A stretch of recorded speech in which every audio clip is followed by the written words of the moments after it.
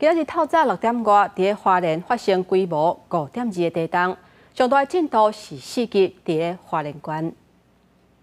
这个地震发生伫今日透早6点11分，地震中心是伫花莲县的秀林乡，地震的深度是15.3公里，上大震度是伫花莲县南投，也有台中是4级，也那宜兰是3级。另外，桃园、新竹、彰化、云林、台东、甲苗栗是2级，到目前为止是无传出灾情。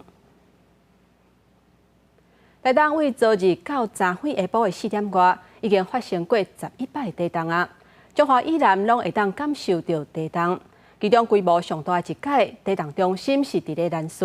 规模是5.3，震度上大有甲4级。气象局讲，这礼拜无排除阁会有规模4以上的地震，提醒民众都要注意。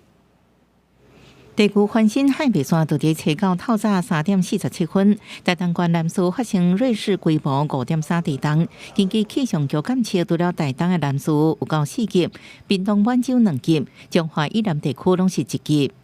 半夜的那个地震是比较大一点，就是有在观察啦，是不是要跑出去？那它们的规模大概介于4.0到5.2之间，地震彼此之间是有关联性的。以这个岛屿的为中心，大概周边20-30公里这样的范围，过去历史上也发生过不少的地震。气象局表示，目前判断应该是规模5.3的地震是主震，主要原因是这个所在板块隐没，造成浅层破碎带能量释放，所以地震深度拢在10外公里。透早3点47分了后，赛气伫透早5点早起9点外到下晡4点，台湾东南部海峡加5.3的主要地震已经发生11件地震。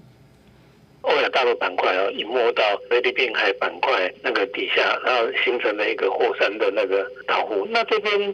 地震也是偶尔都会有啦，只是没有像韩山脉那么频繁了。我的印象里面，从2000年到现在大概20几年，那个平均每一年大概也都会有2到3个规模5以上的这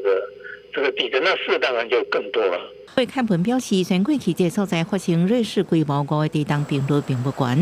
不过目前有个未来1礼拜内可能也会发生规模4以上的南山的地震，了后对往后路的民众也是要注意。记者综合报道。